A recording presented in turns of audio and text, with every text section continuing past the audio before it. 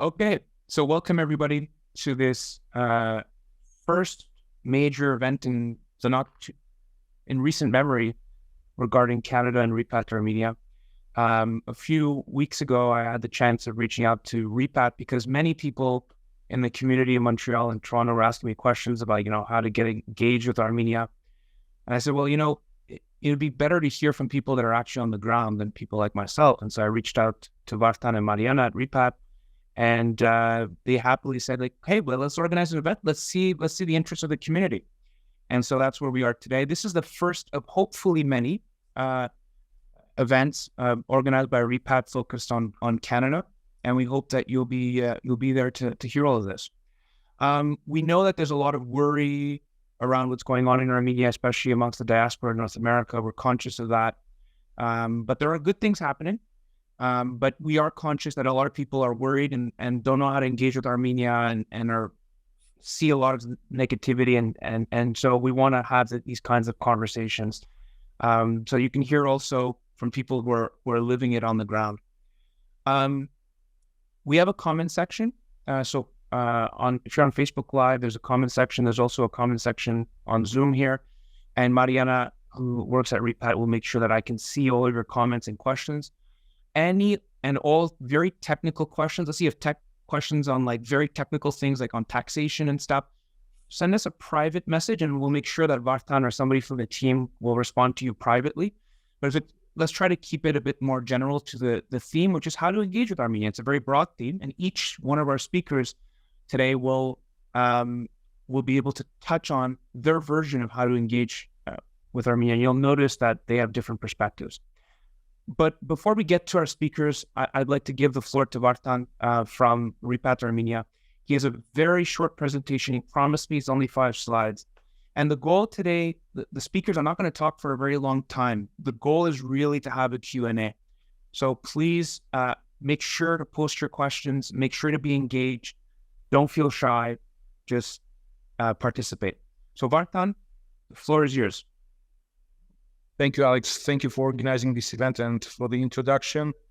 So today, the key question is how to engage with Armenia, but also another question is why to engage with Armenia.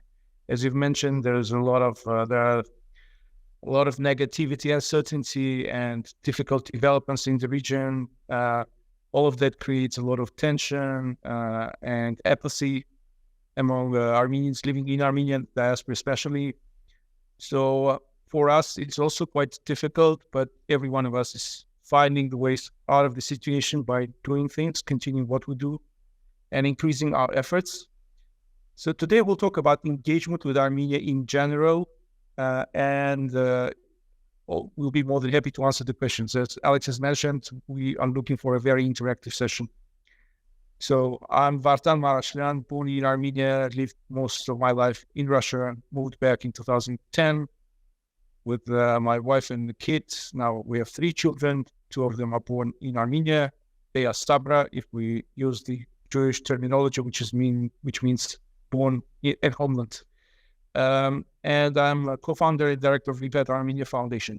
So let me give you a brief introduction on where do we stand as diaspora, what are the ways for diaspora's engagement, and some of the elements related to identity and why Armenia, right?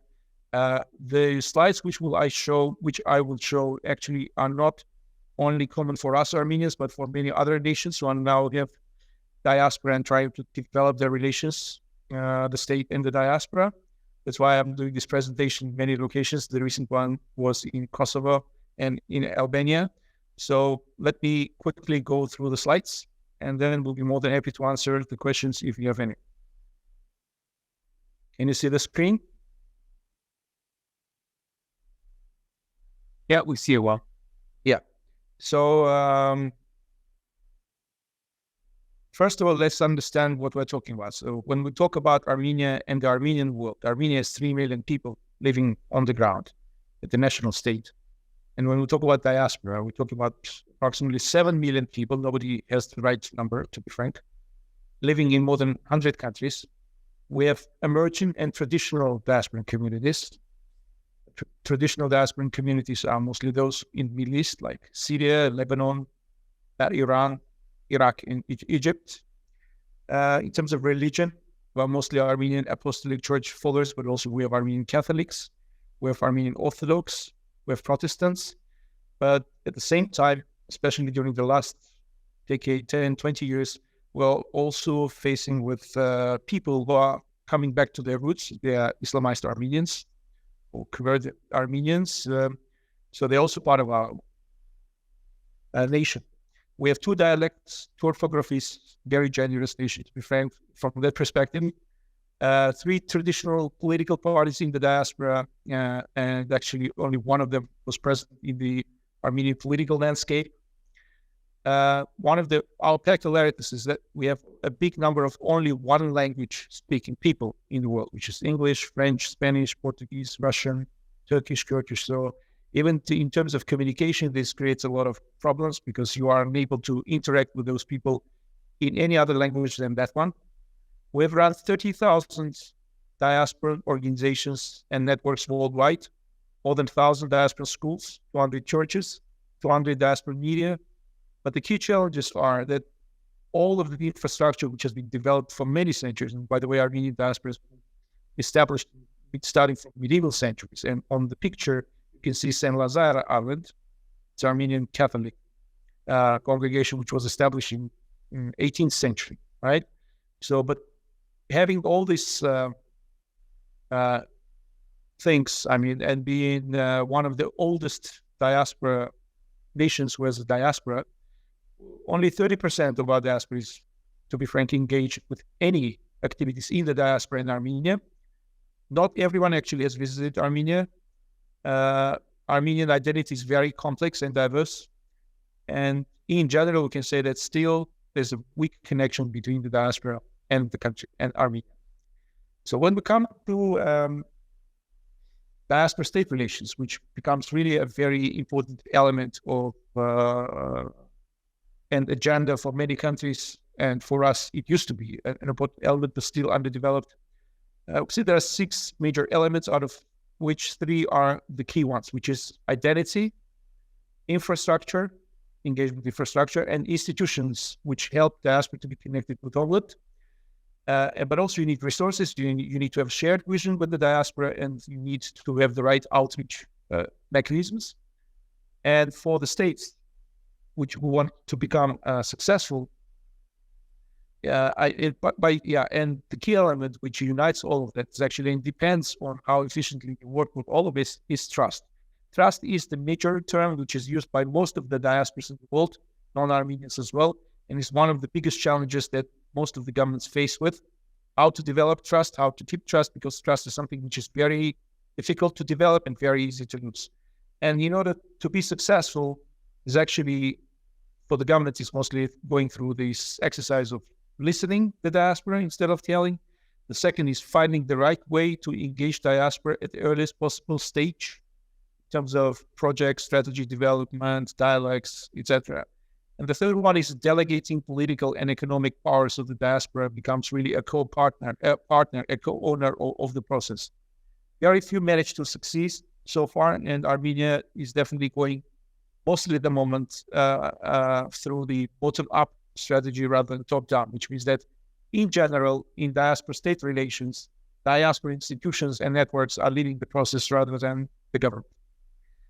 So let's come to the Armenian identity. By the way, it's very often used like preserving Armenian identity. I strongly believe that there is nothing you can preserve in this world. It's a matter of time when you lose it. The only thing to keep going forward is by developing identity. So if we look at Armenians living worldwide, we have different elements, a different combination of those elements which we actually combine, which is a language, a culture and heritage, family values, which is very common for the new diasporan Armenians like myself before moving back to Armenia.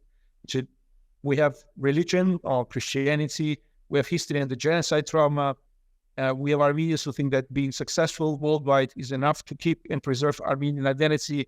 But the key thing which is not really there where it should be is the national state. And basically we're a solar system where the sun is not strong enough, not attractive enough, and planets where some of the planets think that they can survive on their own.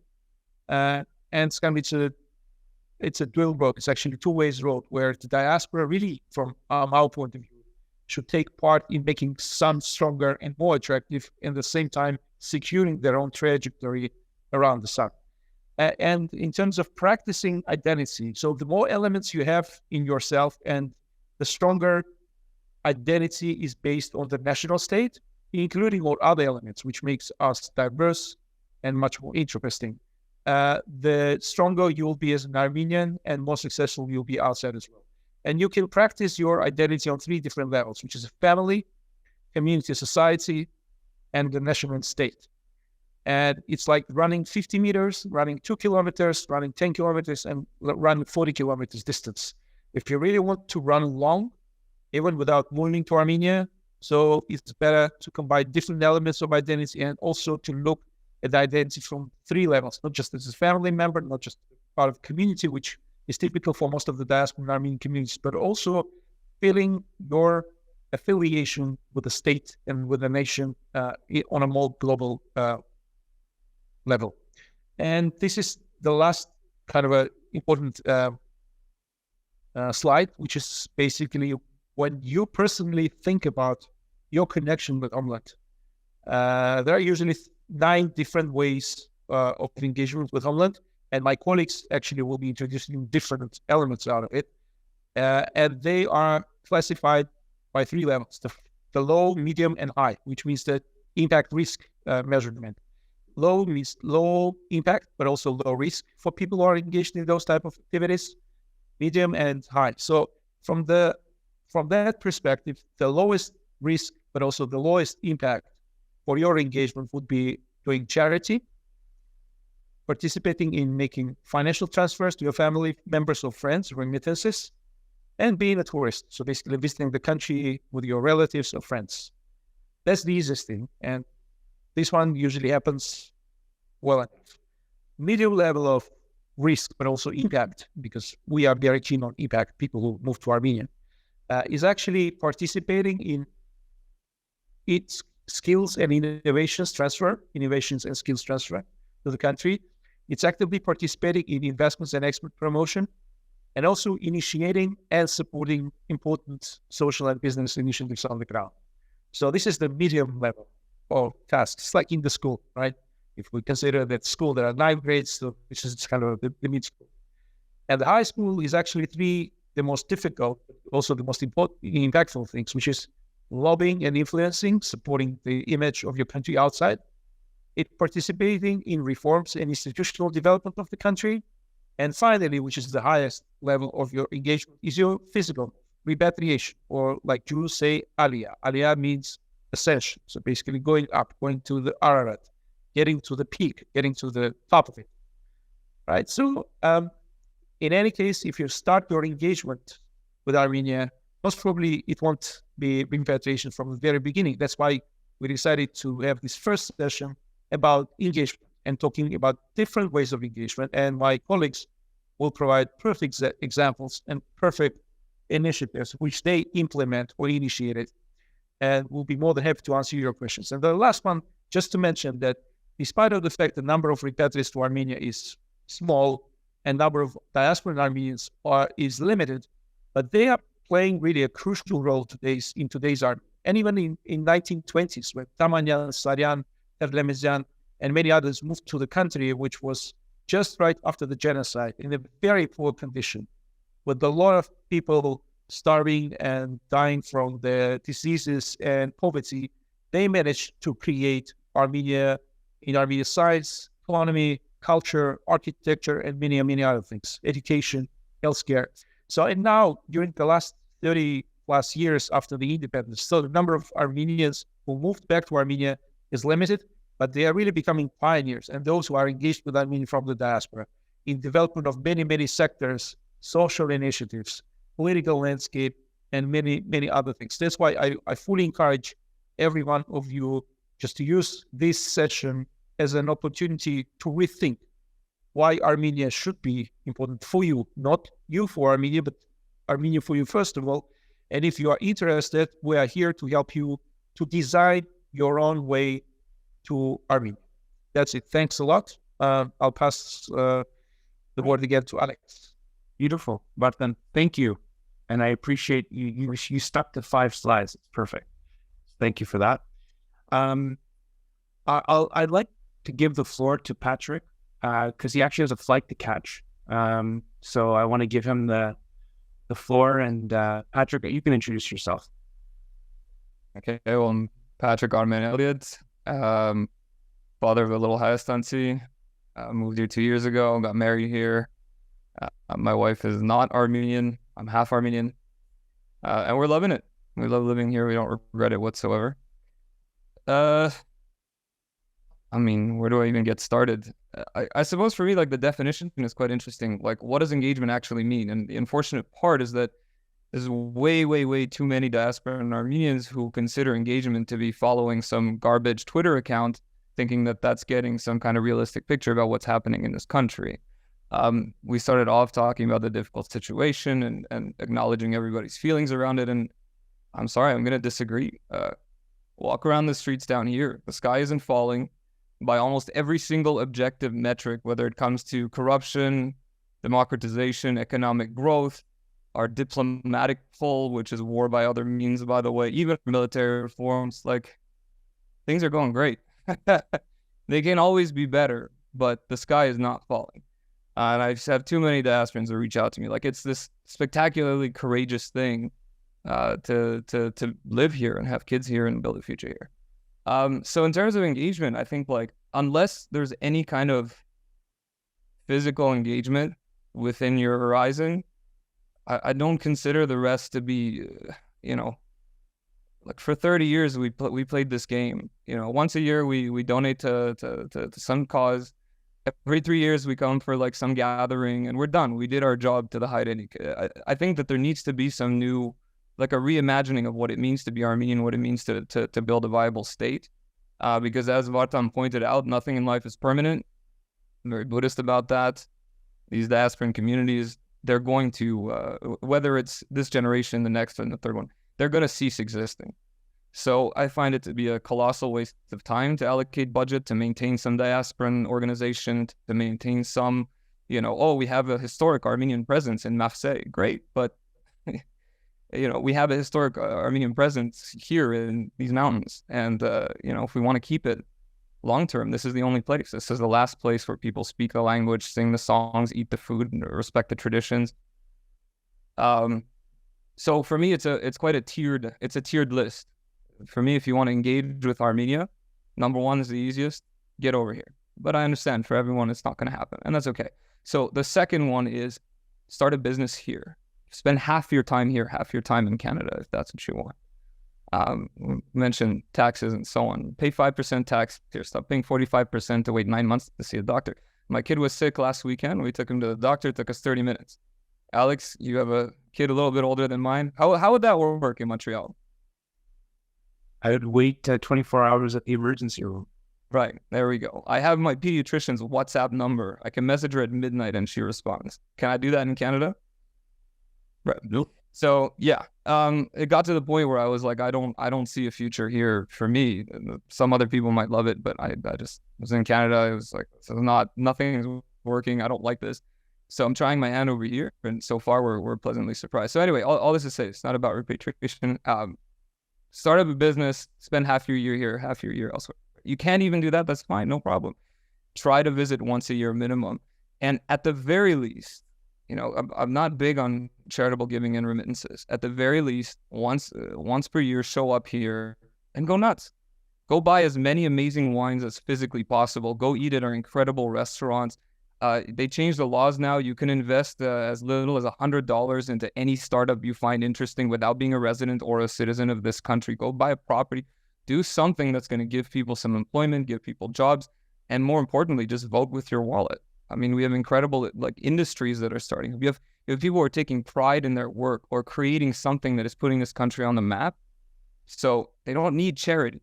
They need you to invest. And again, when businesses here come to me and they'll go, okay, well, how do we start? How do we find clients? And they'll say, the first thing, let's go to Diasporans because we're an Armenian company. No, prove to me you can be profitable on your own, and then get the Armenians and get everyone else to throw money at you, because if you can show me your viable business.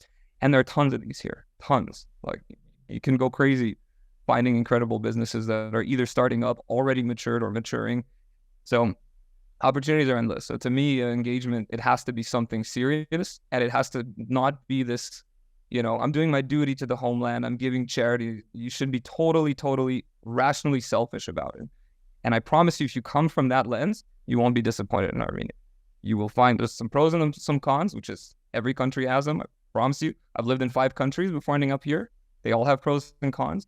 But if you're coming from, okay, this place is where my heart lies, like not because I'm Armenian, but because it's objectively a great place to live, or a great place to do business, or a great place to invest in, then it's a very, very different type of engagement. And it's one that I think is more respectful to the people here, and I think is more sustainable.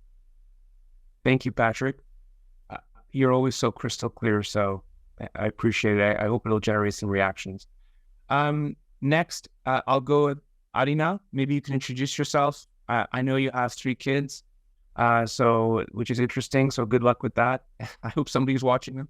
But thank you for being here. Introduce yourself. Tell us how should we engage with Armenia?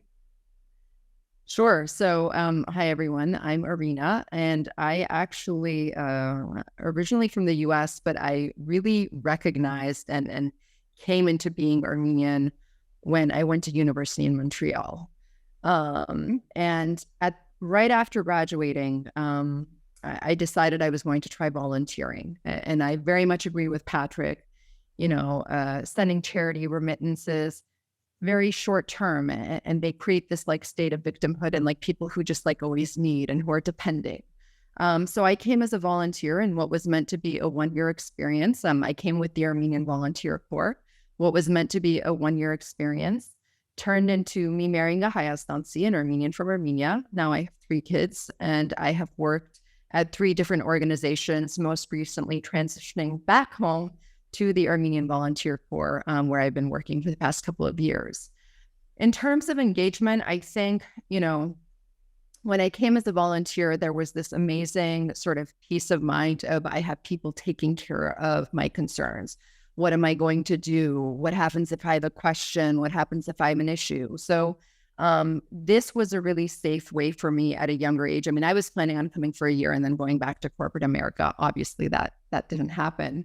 But it gave me a safety net and a network that allowed me to really have a very good time professionally while I was here, and then allowed me to really stay longer term. And a lot of people in the diaspora have this sense of concern of, but I don't really speak the right Armenian, or my Armenian is not strong enough, or I speak, but I don't read or write, so I don't think I'd ever get a job. So when I remember stepping down on the plane, June 1st, 2002 was when I arrived, thinking, I speak Armenian. I realized very quickly that I did not speak Armenian, that, everyone told me I would never get a job. And I think being here and giving yourself the chance and making the effort to network, and you will find an opportunity for yourself. It might take a little bit longer, but it definitely is not impossible.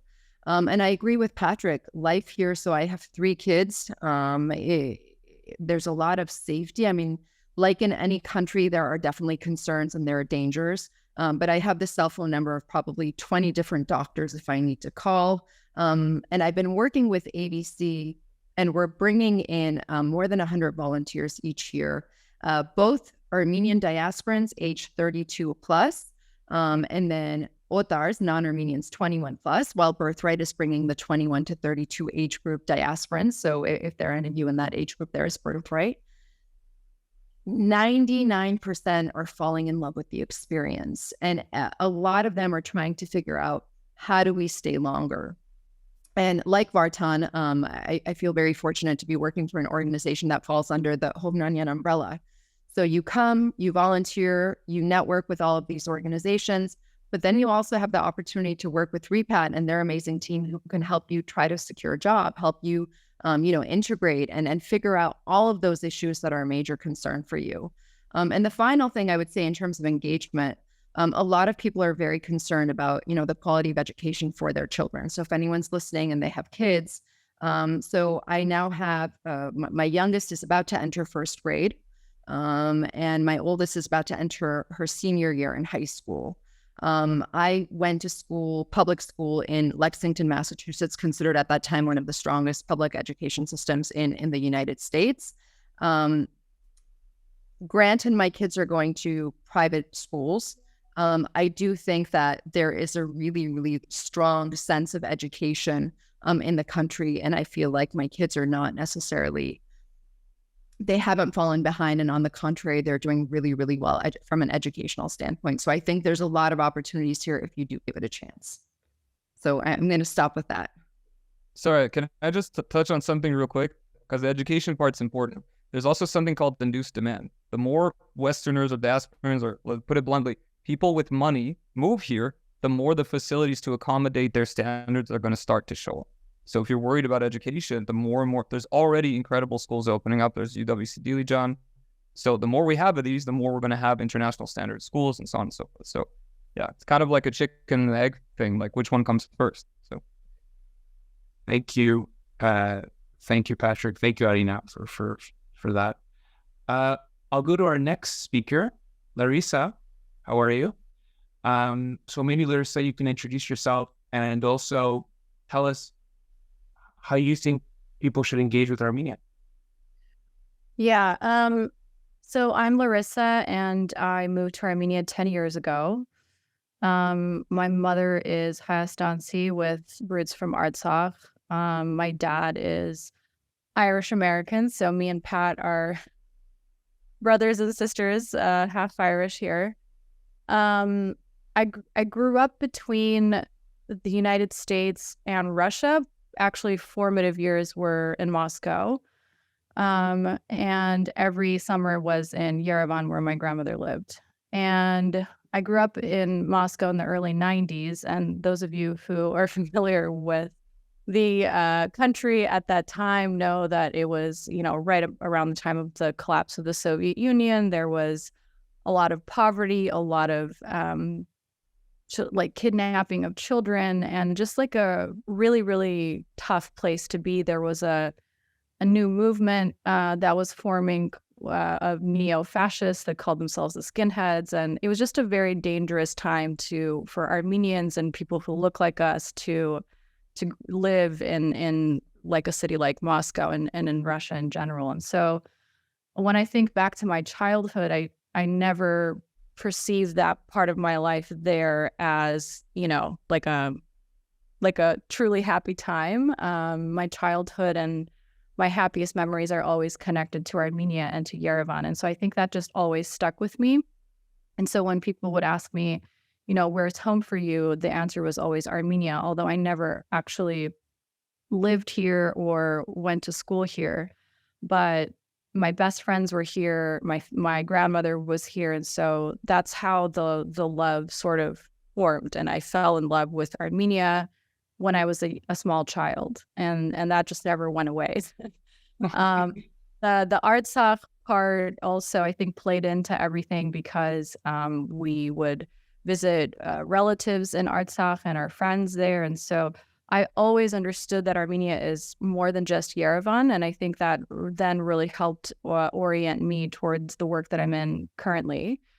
After I graduated college in the United States, it was 2008. So it was the financial crisis.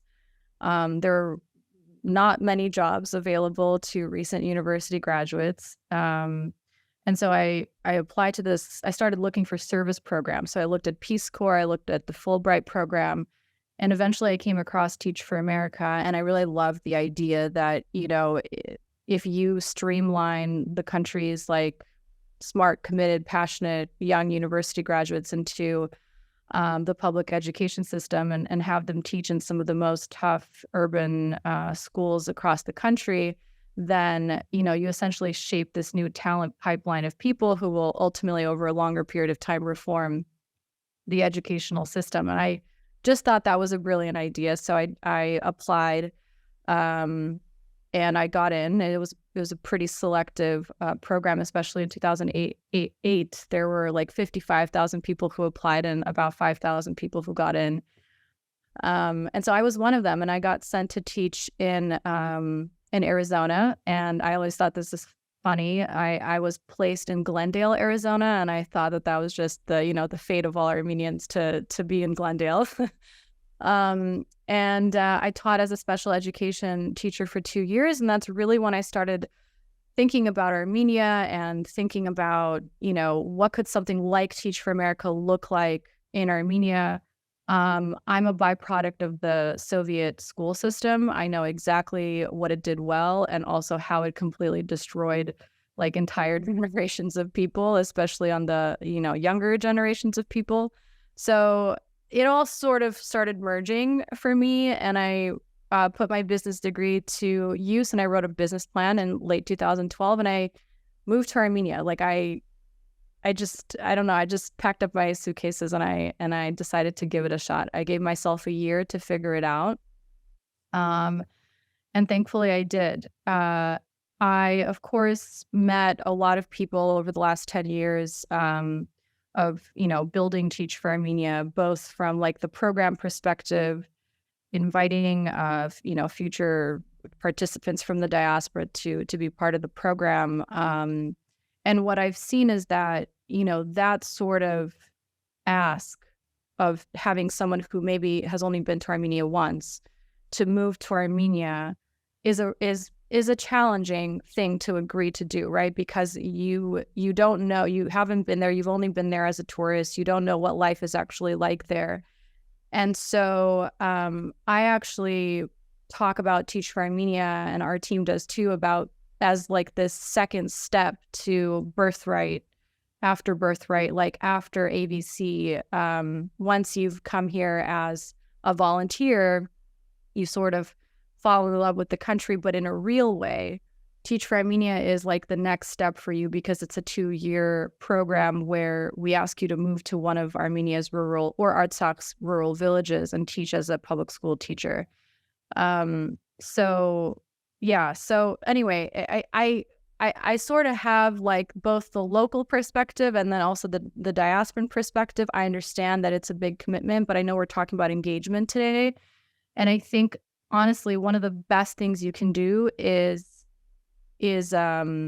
like spend reasonable time here, even if it's not, for a year right away, but give yourself something and put yourself through some sort of experience where you get to actually understand what it's like living here, and you fall in love with the country, not in a superficial way, but you start loving it for all of its flaws and beauty also. So yeah, I'll stop there. That was very interesting, Larisa. Your whole background, Moscow, then the U.S., then coming back to Armenia, your link to Artsakh. Very interesting. So thank you for that. And our final speaker, Gevorg from reArmenia. By the way, Gevorg, I love the platform, big supporter. So really happy that we're actually meeting. So would love to get your perspective. There's your platform that's one way diasporans and Canadians can get involved in Armenia, but walk us through how can people get engaged with Armenia? Thank you very much. Hope you're listening to me properly, right? Because, yeah. Okay, so, guys, it was very, exciting listening all these stories. And I'm very, very happy to see this, tremendous people moved back to home, living in Armenia and talking all this about our homeland. In my case, I was born here. I was living here for all of my life, of course, traveling to different countries. But so my perspective is not from diaspora, but actually from inside Armenia.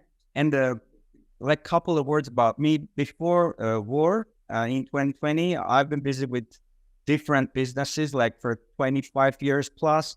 Starting from 2004, I was involved in technology businesses. So the first tech company I founded with my friends was eDrum. eDrum is a payment system in Armenia, the first and the biggest one, like PayPal in United States or Yandex in Russia, for example. But then from 2015, we were thinking about how to grow Armenian economy, really how to support Armenia overall in the best way. So we understood that like the export is very important part of our economy, and we have to be focused on that. And we started like new company, the crowdfunding formula, which is helping like innovators from all around the world to launch their products in global markets. And we focused on developing Armenian startup ecosystem. And we believe that like the best way to help Armenia and also our diaspora friends to engage in Armenia is to invest in Armenian startups, like start Armenian startups, which will basically sell products and services all around the world. And our focus was, like me and my friends, to build another multi-billion-dollar company, but Armenian-based, like we have, for example, Pixar, Service Titan, etc. And we believe that this will help a lot. But during the war, unfortunately, we understood that things are a little different. And we understood that creating another multi-billion-dollar company won't solve the main problems that we have in Armenia, because we understood that we need not one more entity, but we need to have like, a technology, an ideology which will bring all already existing entities together. Because the lack of what we had back in wartime, it was unity and effective collaboration. So a lot of Armenian was involved in a lot of initiatives, but usually or mainly all of us were like working simultaneously. I'd say like centers in silos. Yeah, exactly. So basically, nobody were like doing nothing. Everybody were involved. Everybody were in very active process. But eventually, we had what we had, and then like it was a big question: why? So what we did wrong? And then we understood that again, like unity in the effective collaboration meaning of the word was not there. So, and we were thinking a lot what to do, and a lot of different threads came together from diaspora as well. By the way, David Hakopan from San Francisco, he used to work in United Nations like for 30 years in the toughest countries like in Somalia, Syria, Afghanistan. James Tupenkian, he joined all these discussions as well, and several other guys as well from startup ecosystem as well. And we understood that. So the first thing we have to solve is like this effective collaboration process. And there came the idea of reArmenia, which is basically collaboration platform where problem solvers and supporters are meeting together, like our like-minded people who are concerned with the same causes, with the same problems, are finding each other and using all this technology that we have developed already, are effectively collaborating together to solve the problems. So reArmenia is like, we're about rebuilding, recreating, restarting. So this is reArmenia. And our actually slogan says, unite to revive. So, and what I did, basically, I left all the businesses I had, coming back to my personal story. And afterward, basically, I'm busy only with reArmenia. But thankfully, a number of great Armenians came together, and it's already 1.5 years that the platform is up and running. And during this 1.5 years, 40 plus projects succeeded on the platform.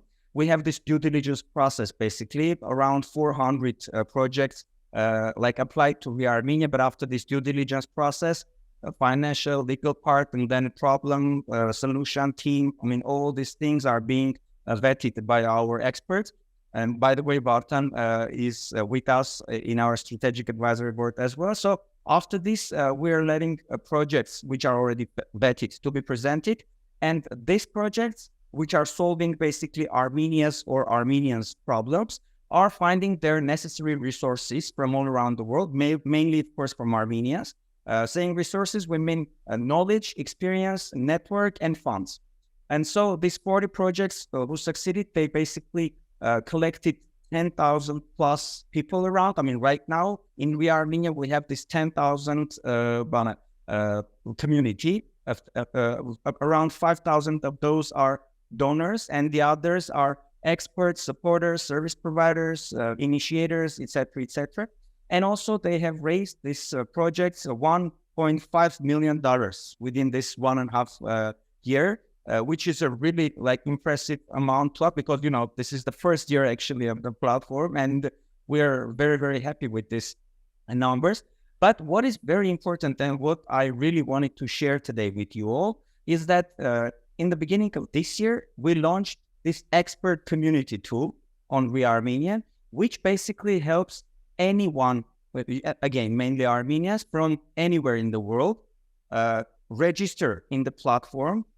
Like you're saying, your name, your profession, what are your fields of expertise, what are the fields in which you are interested in, and how much time during the week you can like volunteer, like, you know, 2 hours, 5 hours, depending on, and you're with this information is you're being presented on the platform in the list of all the experts who are ready to volunteer for Armenian projects. So what comes next? There is this connect button on every expert card.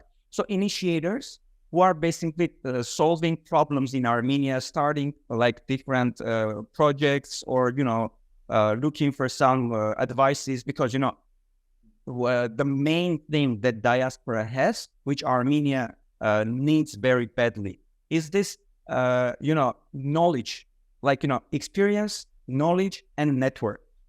We used to talk a lot about money, which is of course important, but I mean, let me tell you, knowing the situation in Armenia, we don't really know how to spend this money as effectively as we need it to spend. So we need a lot more these advices, this experience that our compatriots are like, you know, growing, living in different countries, in different economies. So this knowledge, experience, and network is really crucial thing that diaspora has, and we need here in Armenia. So with this, every expert basically not even moving to Armenia, staying in their countries wherever they live. Doing, by the way, they're supporting projects in the field in which they have their expertise. I mean, they do not have to start learning something new, or to have some, to go out of their comfort zone in this means as well. So they are helping from where they are with what they know to the projects which are really interesting for them. So I believe that as a first step to engage with Armenia, to become an expert who's basically helping with this expertise, with their expertise, the projects which are solving really like problems in Armenia, having impact in Armenia, is a great way. Because first, this is very easy to start.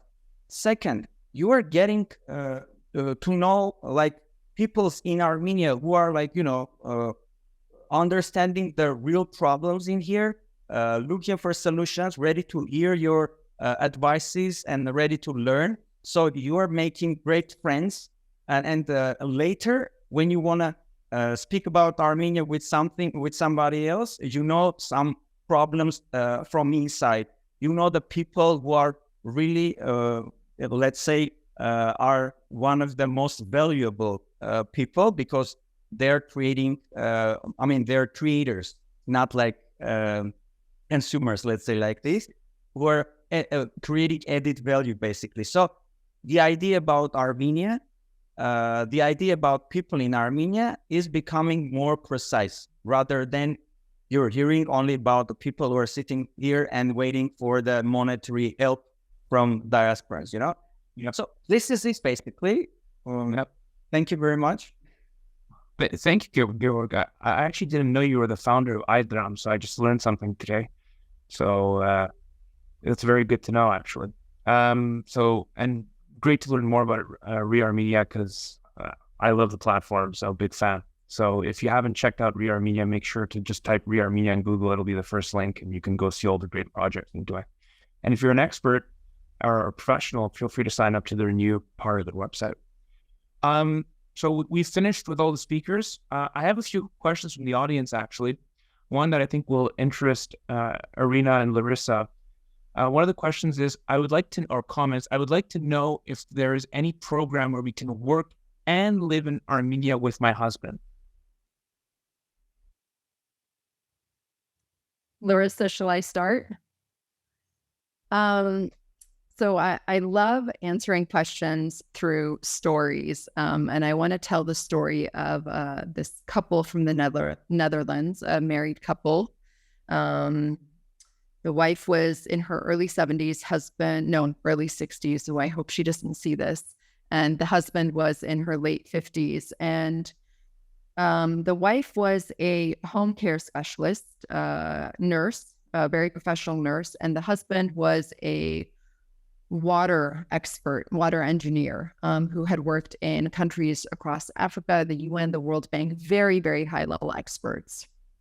Now, through a very random experience of seeing the Armenian quarter in Israel, they became really interested in something called Armenia, which they had never heard about. After Googling it and learning that it was a country, pre-COVID, the husband decided to visit and had this fabulous experience.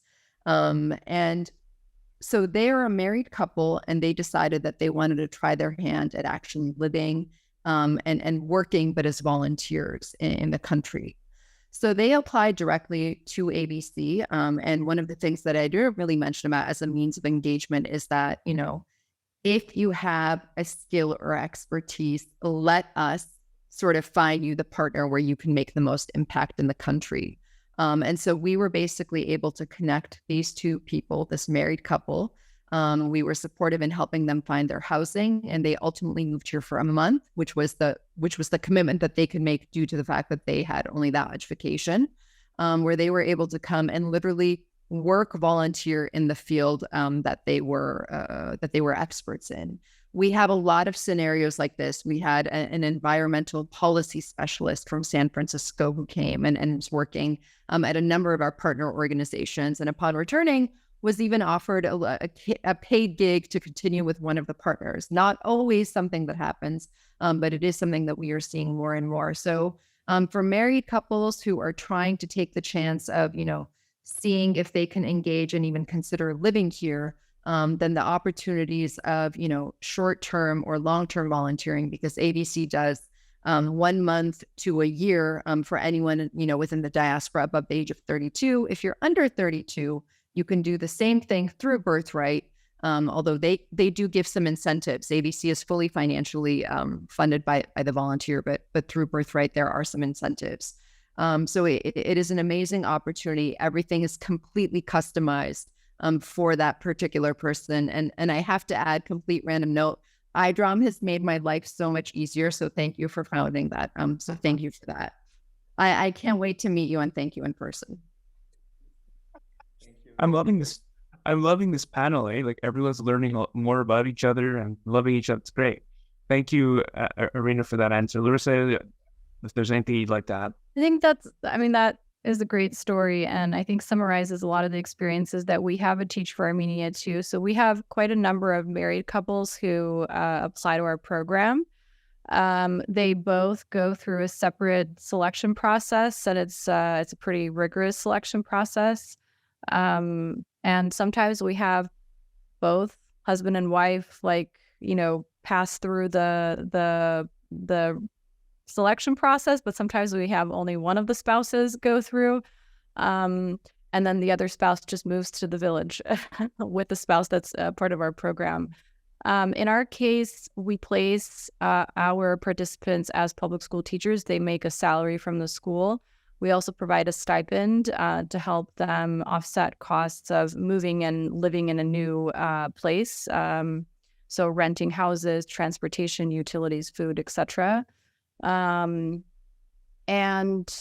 yeah, it's been amazing to see entire families just leave their tech jobs, in Yerevan or in abroad, and just move to a village with their small kids and have the kids go to a village school. And it's been amazing to just watch that whole thing happen. Because when I was starting this, I remember someone pretty high up in the corporate world in Armenia actually said to me, "You'll find the money to start this.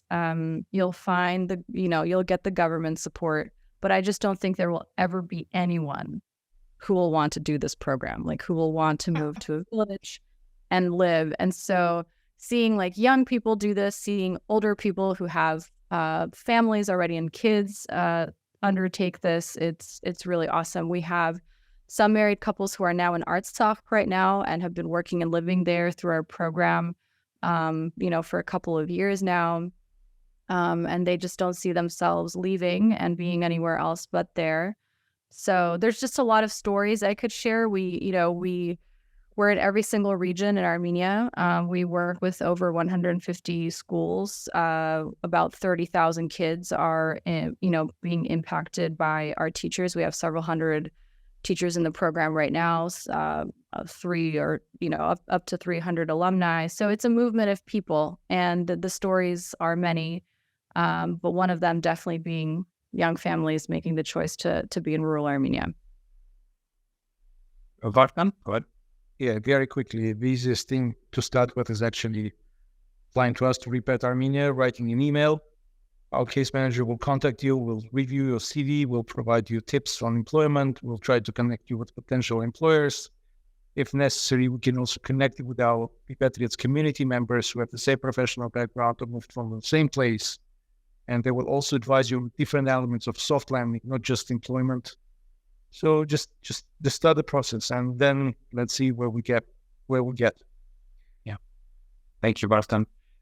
Gevorg, we got an interesting comment/question from somebody saying, there's so much time and energy and being spent on the IT industry and whatnot, but other parts of the economy are maybe being forgotten, like trade skills and how would you call it? They use the term vocational secondary professional education. So what do you think about, other parts of the economy? We have the same problem in other parts of the world where everyone's obsessed with IT and then they forget about mining and vocational schools and all that. What do you think about that?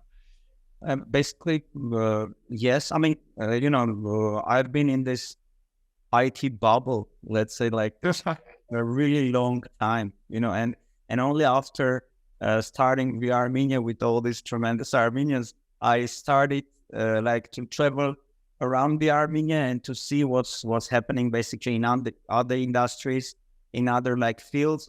And let me tell you just one important thing, that IT is no more a field. Information technologies is basically is already not a vertical but horizontal. It's included in all the fields. So spreading this knowledge about how to use IT in all the other spheres like agriculture, mining, third, fourth, etc., in education, which is extremely important. For example, one of the projects that has been founded on reArmenia, it was Mund Techno School. So in the Artsakh village, Havorti, they started this techno school. Within 2 months, they have raised $170,000 on reArmenia, and then within 4 months, with the help of a lot of Armenians who joined them to reArmenia as well, they founded the school. And after that, 200 children from different villages they have collected together. 40 of them have been selected, and the same year in October already, they started their classes. And thanks to information technologies, like our compatriots from Silicon Valley, from Facebook, from Google, were working there. We're delivering top-notch education, basically, in AI, in technology, to these children who are living in villages. And right now, some of them already started some small startups, like outsourcing companies, and of course, using IT as well. So, but coming back to the question, it is a really important question. And right now, we are gathering kind of a lot of information about what are the toughest problems in all the fields around the Armenia. And with the help of our advisory board, we're trying to come up with some solutions for rapid development of other spheres as well. But of course, reArmenia is not doing any project raising money, spending money. We are a platform, and with this, we're trying to figure out what are the problems, and then find, and in Armenia and in diaspora, different like folks or companies who can come together and with effective collaboration solve this problem. So for the next several months, I guess one of the main focuses will be SUNYC. We have a lot of different problems there. And also to keep people there with these IT businesses, it's impossible. But to keep people there is obligatory. So we're trying to figure out what are the most interesting and possible like fields to grow in SUNYC and to bring all the necessary people to make this happen. So in short, there are problems. The problems at the moment are being addressed, and hopefully within a year or so, we will see like tremendous change in those fields as well. I really believe in that. Very interesting answers. Thank you, Gevorg. So I see we're coming up on time. I think we had planned for 1 hour. We're going to debrief amongst ourselves afterwards. So thank you for all those who attended. We hope to hopefully this fall do something a bit more active and continue the engagement, especially if there's interest from the community. And maybe Vartan, I'll give you the final thoughts for maybe the last few seconds before we log off here. Yeah, thanks a lot. I think it was quite interactive. You've heard a group of not only inspirational but impactful people who managed to achieve results with limited resources, but also people who managed to build up teams and not just employees, but kind of people who are engaged. And I fully encourage you to follow up with all of us and to think in the following way, that if you want to change the reality, I'm not kind of less optimistic than Patrick, but I think that I'm trying to be more realistic, to be frank. So if we really want to change the reality, and if we really want to overcome all of those difficulties and actually also to increase our strong sides, it's actually going through the same chain of things, which is basically creating a precedent, then creating a critical mass of people involved and resources put in that, and having a renewed culture, new results, new achievements. So I fully encourage everyone who was listening, who will be looking at this video afterwards, to rethink their own participation in this model and to connect with me and my colleagues, Larisa, Arina, Patrick, and Gevorg. We'll be more than happy to follow up with you, and not necessarily with our own initiatives and our organizations. We'll also be happy to navigate you, to connect you with other initiatives which are relevant to you. So please join us. Thank you, Vartan, and thank you everyone for joining us. Have a great day. Bye-bye.